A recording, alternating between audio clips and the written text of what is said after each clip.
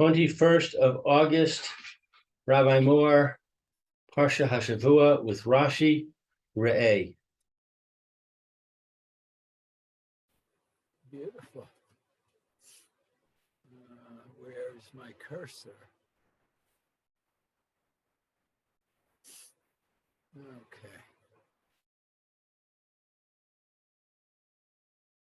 Might be the only one here.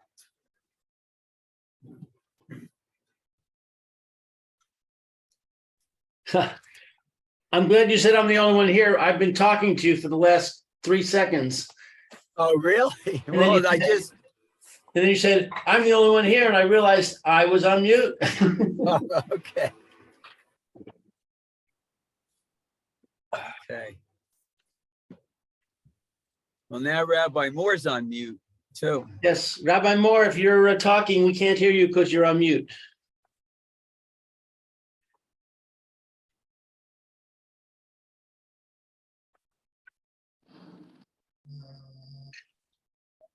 Okay, there he is. Now, good. Good. Beautiful. Very good. Let's go. Parshas Re'eh. Yep. Oops, let's see, Ray.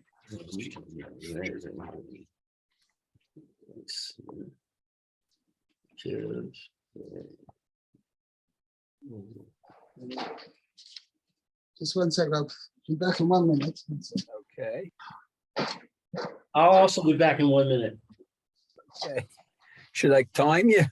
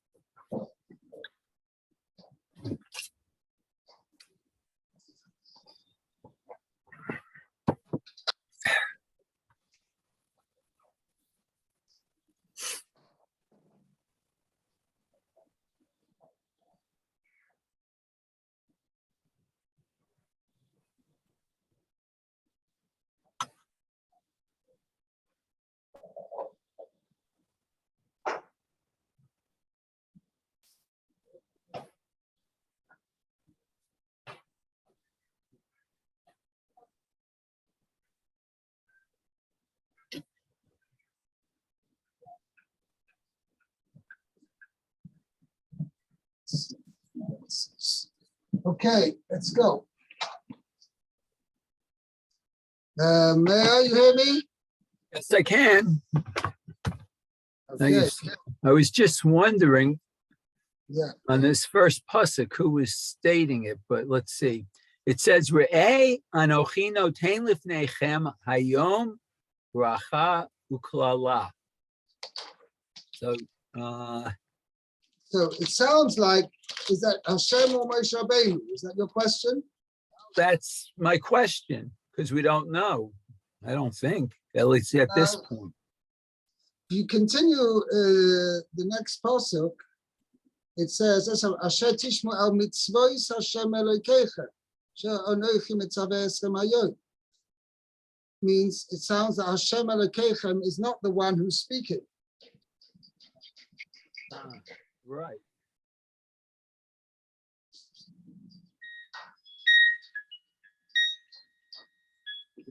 Don't we see this many times in all of So this brings to mind,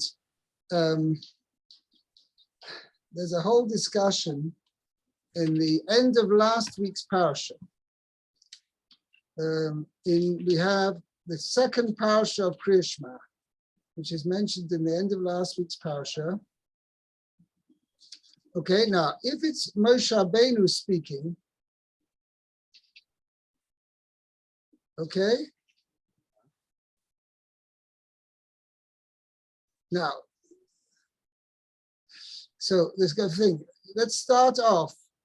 I refer you back to Pasuk, chapter 11, Pasuk 13, Pasuk Yud Gimel.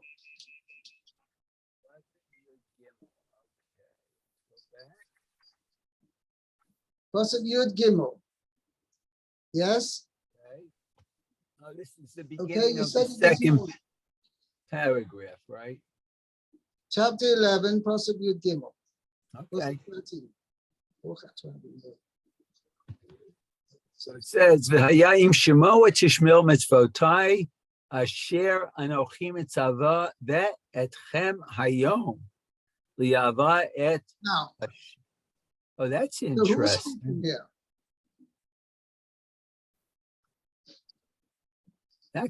It's a good question. I would just based on the words think it's Moshe.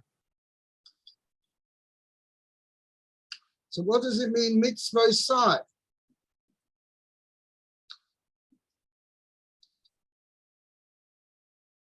That's a good question.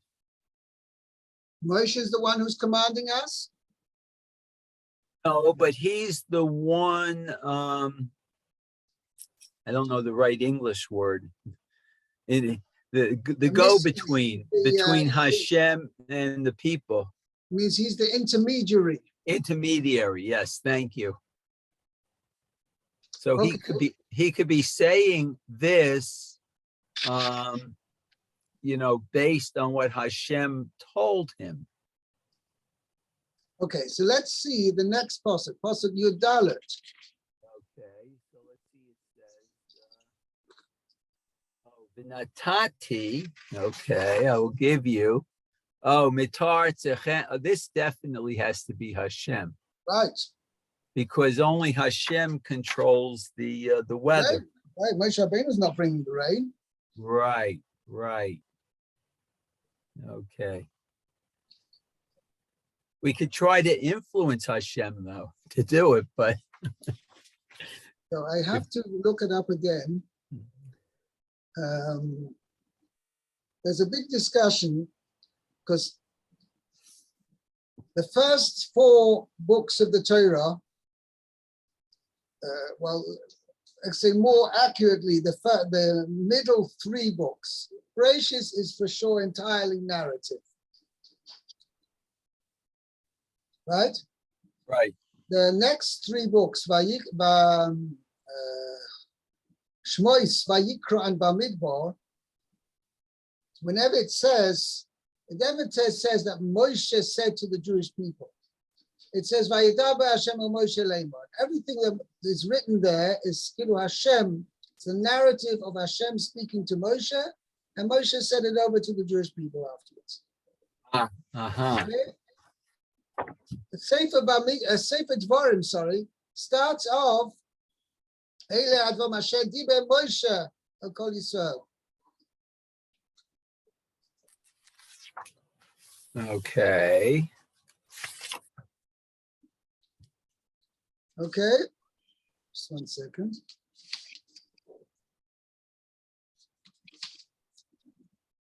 Kol Yisrael be'eva hayarden.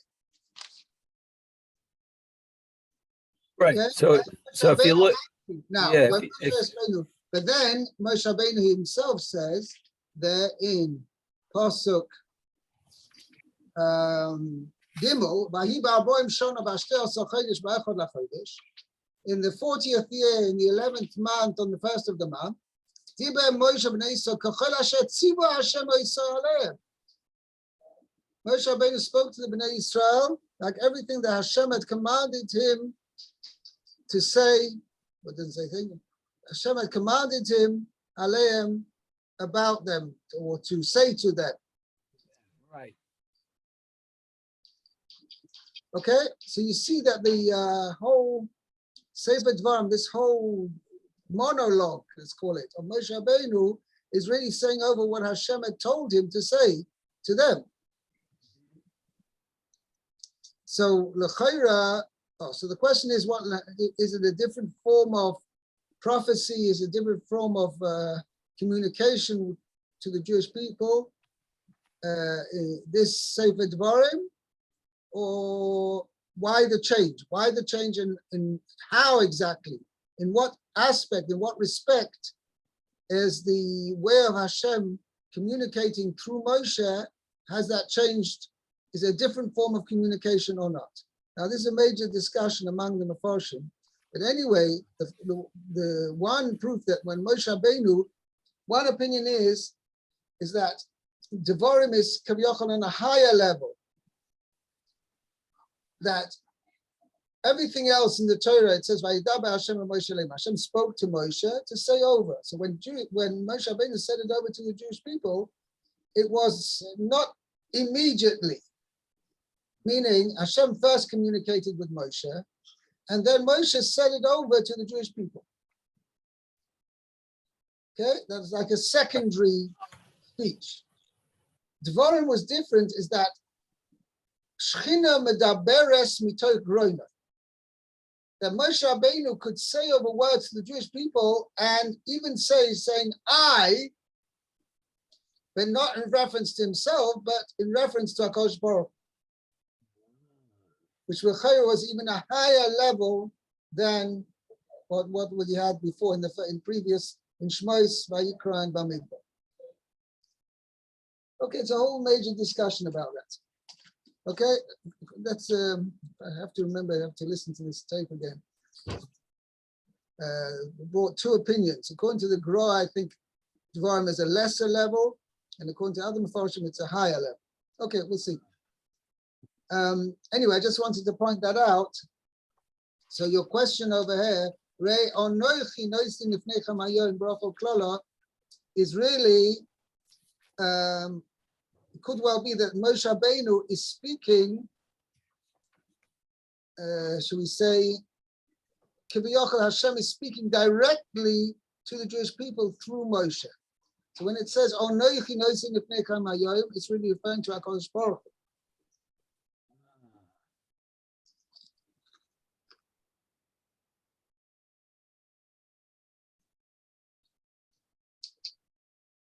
Okay.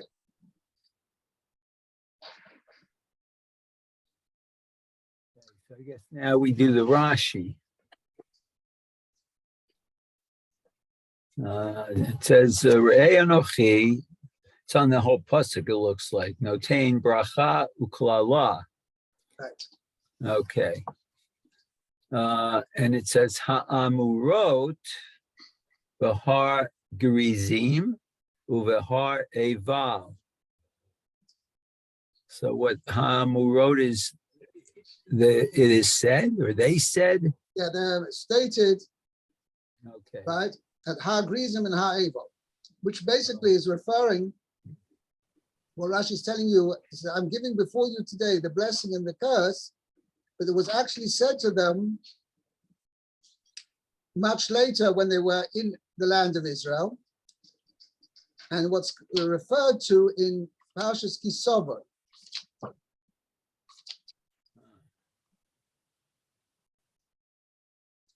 If you go to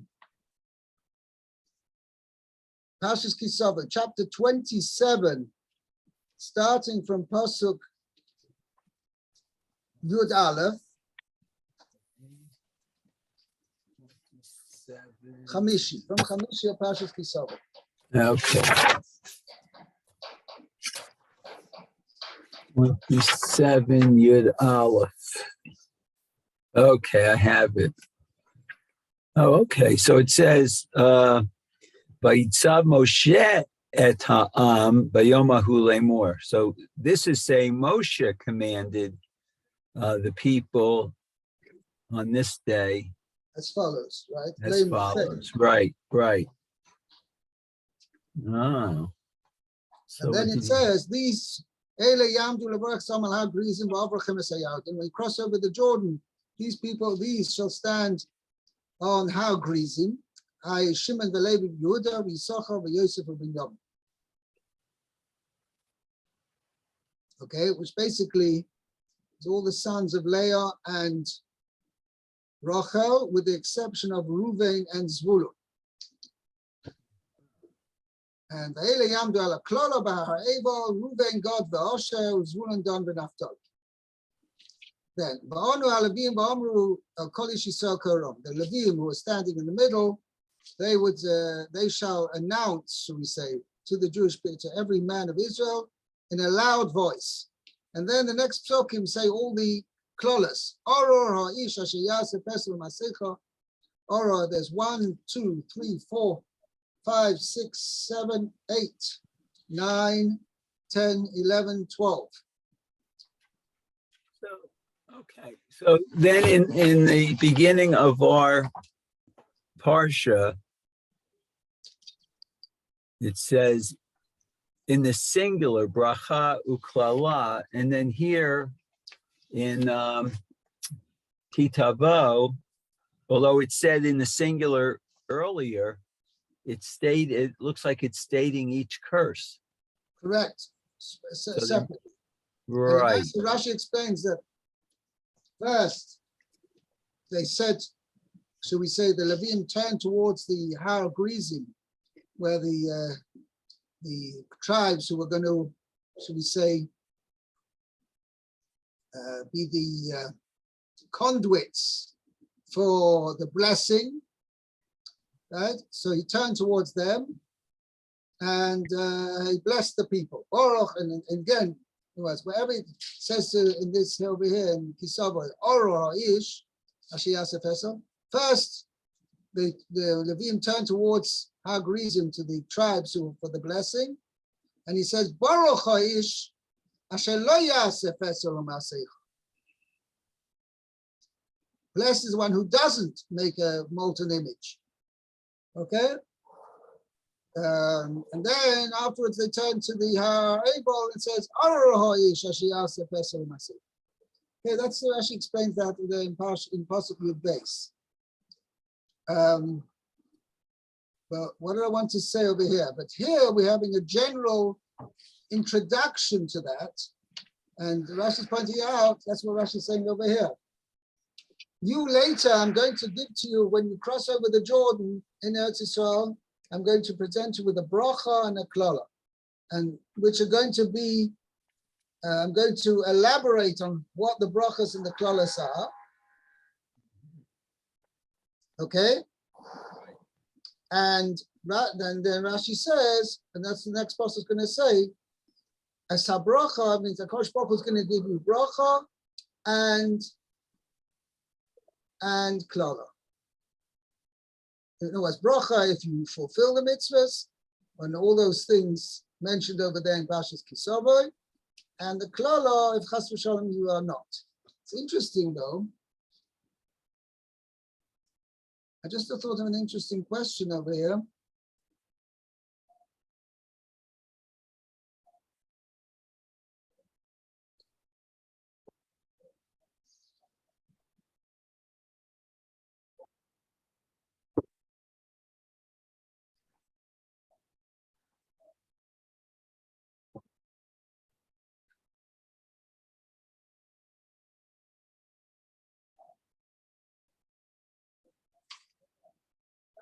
Okay, we'll have to see, because basically what Rashi is saying is this pasuk is a preamble to pasuk Chof Tes.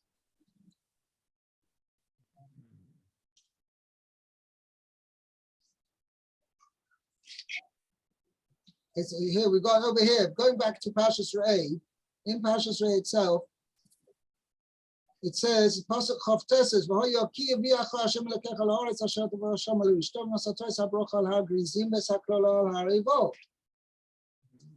okay, so basically, Rashi is saying that this, when the Pasuk says over here,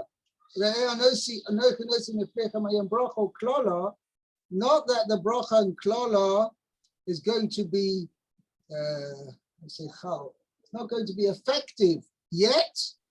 It's only going to be effective when they cross over into Eretz Yisrael.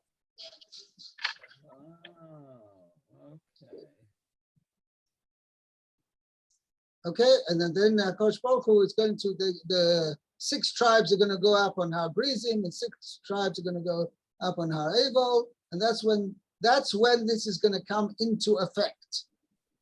That's basically. What I have a kasha is, and I don't see it's addressed over here. We'll have to see the next pasuk. Let's see the next pasuk. Lou, please read the next pasuk. Chav Zayin.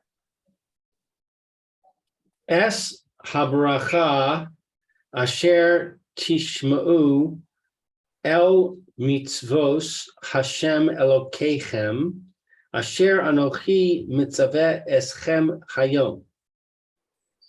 The blessing that you listen to the commandments of Hashem your God, that I command you today. Right. Today. Okay. It's interesting to me that it says the blessing that you listen, and it says the curse if you. So it doesn't have the word if in our pasuk. Okay. And this is exactly what Rashi is going to point out, that the meaning of this pasuk is slightly different from the next. And I'll explain in a minute. What does Rashi say here? Es habracha, the blessing, al manas, on condition, asher tishma'u, that you listen. So you're saying on condition, it's not quite. Al manas,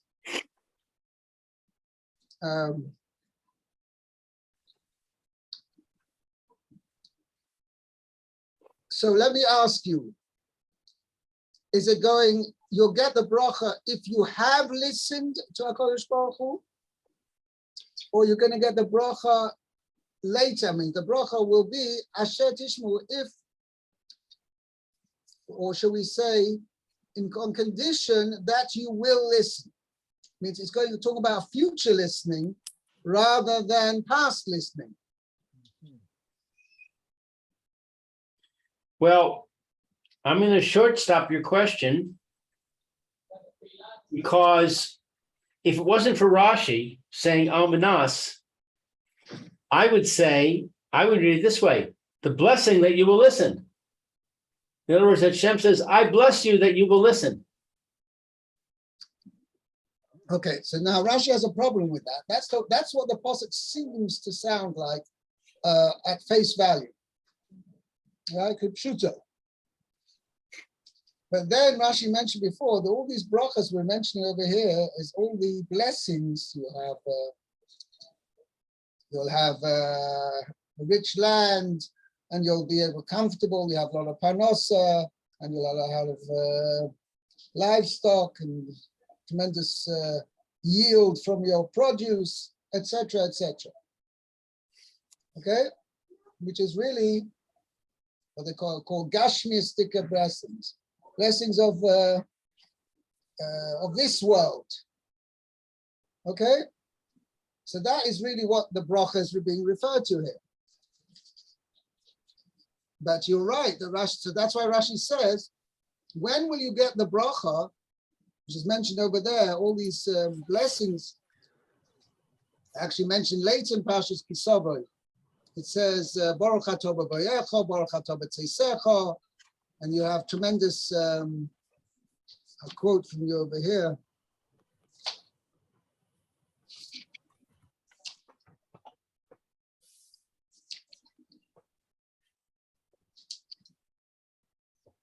Chapter 28.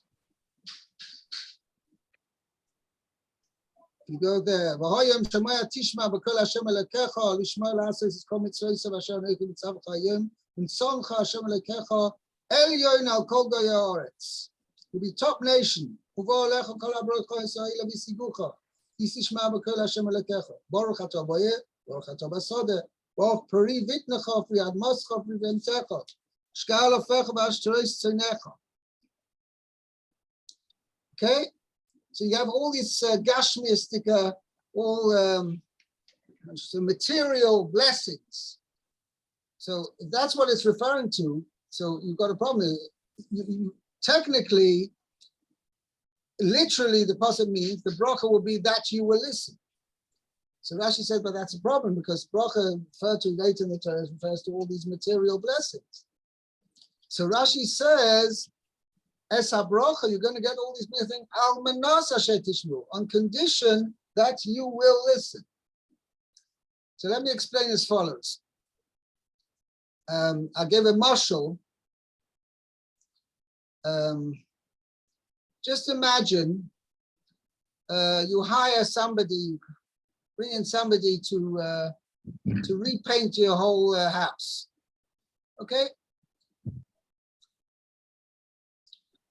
So the guy comes, somebody says, okay, I'm coming Sunday morning, I'm starting off.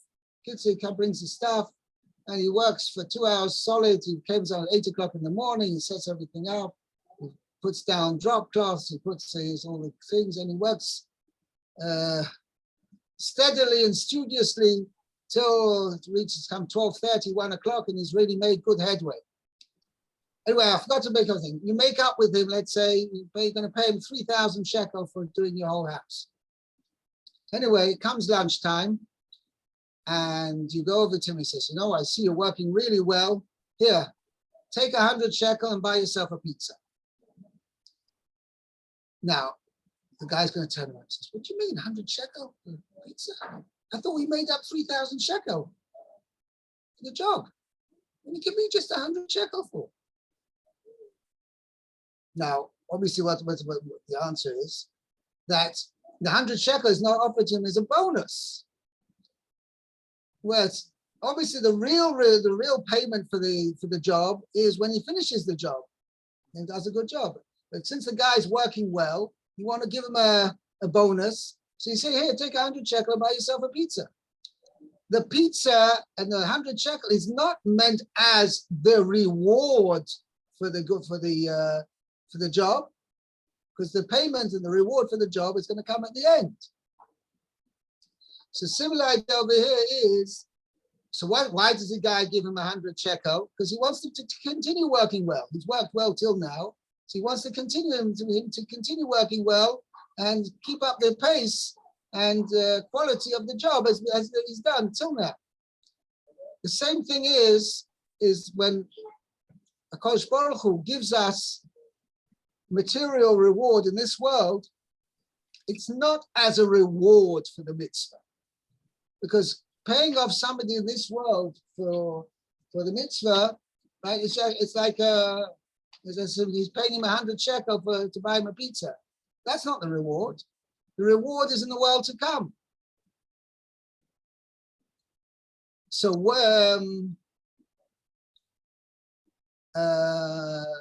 the real reward is the world to come. So why does HaKadosh give us blessing in this world?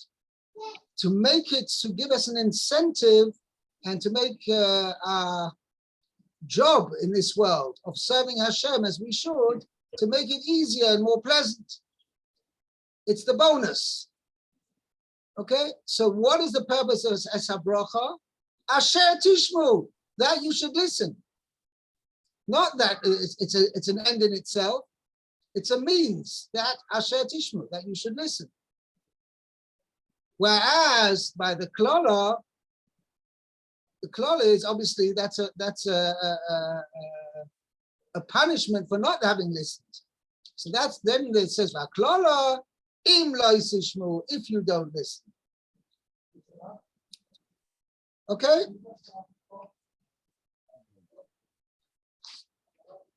Let's continue. Pasuk Chav Ches. Meir. Okay, Kafchet. Okay.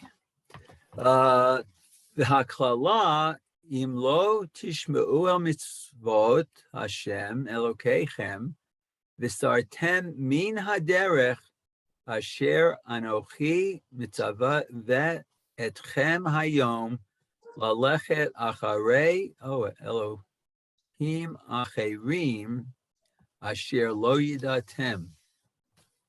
Okay, so the curse, if you don't listen, I guess, to the commandments of Hashem, your God, and you turn from the path, okay, that I command I'm commanding you today. Oh, okay. And you to follow other gods that I did not know. No, that you didn't know. Oh, that you did Hashem. not know. Right. Okay. So he's saying that if the people followed gods that until now they didn't know, so they were presented with. He says it's conditional. The Conditional, klala, you're going right. to get the klala if you do not listen to the mitzvahs of Hashem your God and you veer away from the path which I'm commanding you today to follow after the gods of others whom you have not known. Okay? So why does it say whom you have not known? Asher lo yedatem. Does that imply that if they were gods that you did know, it's okay?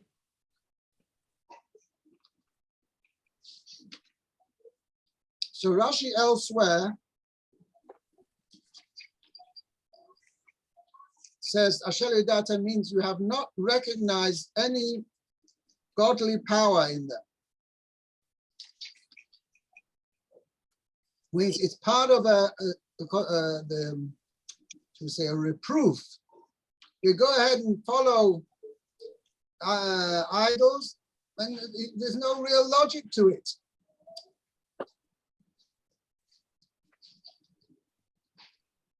Where is it? No, it doesn't mention in the Hayam Shomaya. Where is it? It's over here.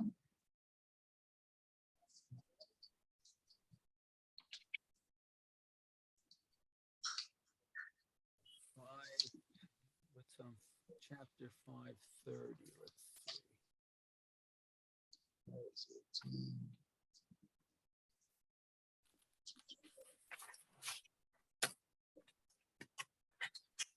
I think in Parshas Veschanan it says it. Verse 30, Bechol Haderech Asher Tziva Hashem. No, I'm looking over here in Parshas Veschanan. Yeah, that's where I am. Chapter 5, Pasuk 30. Chapter 5, Pasuk 30. Let's see. That's what I think what we're talking about now. Let's see. Yeah, Min HaDerech. So if you stray from the derech of Hashem. That also mentions derech, but I'm looking where it says Asher lo yedatem. Oh, okay.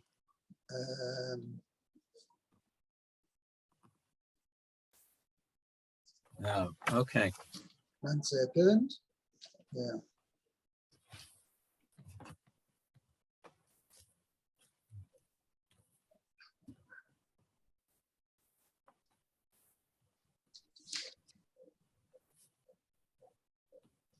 No, it says elsewhere, I don't know where, I remember where it is, that Rashi explains what's the word lo yadatim, you haven't known, means you do not recognize, you haven't seen any godly power in them. You don't recognize them as a godly power. And nevertheless, you go ahead and serve them. You know, it's part of the, and as well, here it says, Elahim acherim, so Rashi has always has two explanations of acherim. Means because there are no real other gods. There's no such thing. Either it means gods of others, means the others have made them into gods, or Rashi elsewhere says, that's us in Bahayim Shemoya, Rashi says, estranged gods, which means they make themselves like acherim to the people who serve them. They don't, whereas people serve them and they don't respond in kind. Well, what is it? What is a godly power? Something that can do something more than a human being can do. Let's put it that way. What about the sun? The sun has power. It's not okay to worship the sun. Right? I'm saying it's not okay. It's not okay to worship anybody besides HaKadosh Baruch Hu.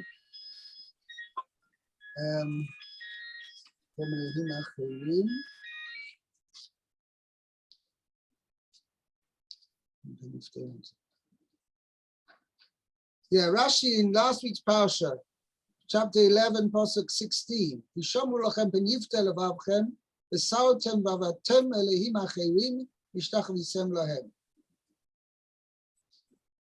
Okay, so Rashi says that elehim acherim, shehem acherim le'obdeya. They act in a strange manner to their people who serve them. The worshipper cries out to him, cries out to the idol, and he doesn't respond, doesn't answer. It becomes like a stranger to him. That's Rashi's second explanation. Why Rashi explains it differently than otherwise. But anyway, by the way, I think I've mentioned this a number of times. This whole concept of Avodah Zarah, it sounds absurd. So the Gemara, first of all, Gemara Numa says that the Chazal, I'll use the expression which the Gemara mentions over there. The Gemara says the Chazal killed the Yetzer Hara of Avodah Zarah. Okay? Right. I'm using it. It's obviously it's a metaphoric term, but the idea was that in the same way there's certain forms of lust which don't have really any logic behind them. For instance, a person's lust for eating, or a lust for sexual lust. Okay, there's no logical explanation to it. Right? But HaKadosh Baruch Hu implanted in human beings these cravings, these lusts for these things. So too, before Chazal took it away, there was a craving, a lust to connect to a spirit, to spirituality,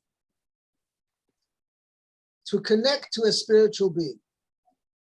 And when used properly, obviously, was to connect to Hashem.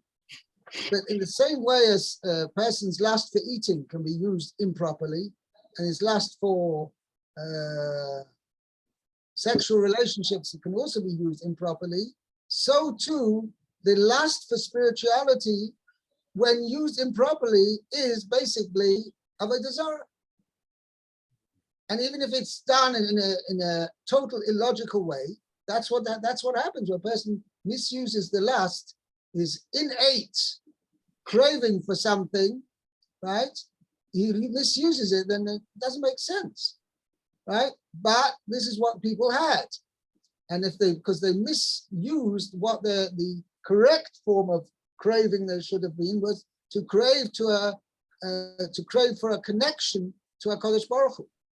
Instead of connecting to HaKadosh Baruch Hu, they used that craving for connect to some other spiritual entity, right? Which was did not necessarily have any real power to it at all. But it was a way of giving out that craving. It's very hard for us to understand it because we don't have such a craving anymore. But I'm just giving an example. As a person, just in the same way, a guy who's got high blood pressure, grossly overweight, high cholesterol, right? And he craves for a pizza.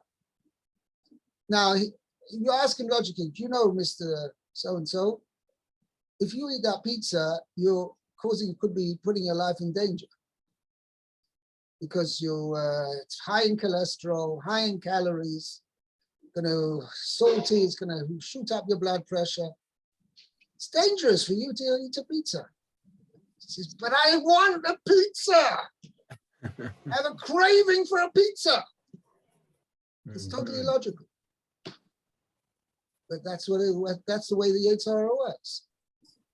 Same thing, there was such a concept of a craving for spirituality. Okay, something we'll discuss another time. But anyway, we have to stop here, and Bez Hashem will carry on tomorrow. Yeah. Okay. All right. Thank you, Rabbi. Are you planning to teach the whole week? If I'm available for the whole week. All right. Hashem.